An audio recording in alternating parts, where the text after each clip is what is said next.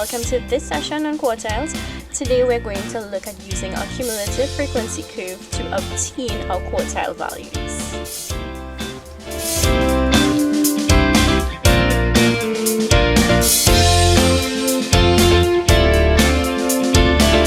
So let's just do Q1 first, and then we'll do Q3.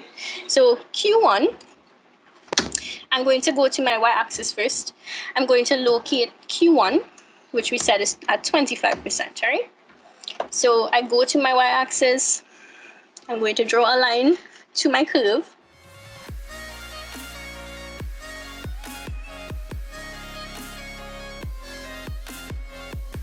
And now I am going to draw my line down to my x-axis.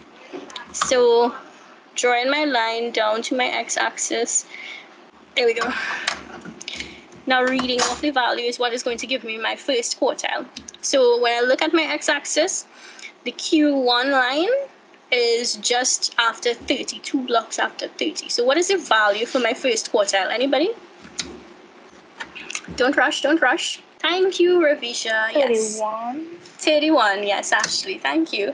So 31, that's where our first quartile value lies. So if I had to state that, I will write that Q1 is equal to 31. Now, let's go look for Q3. And there's a reason why I want to do Q3.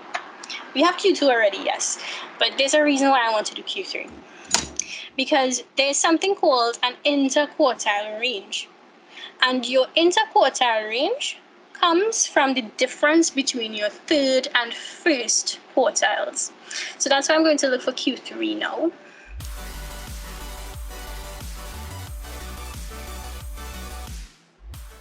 So we can all see now, this is my Q3 line over here.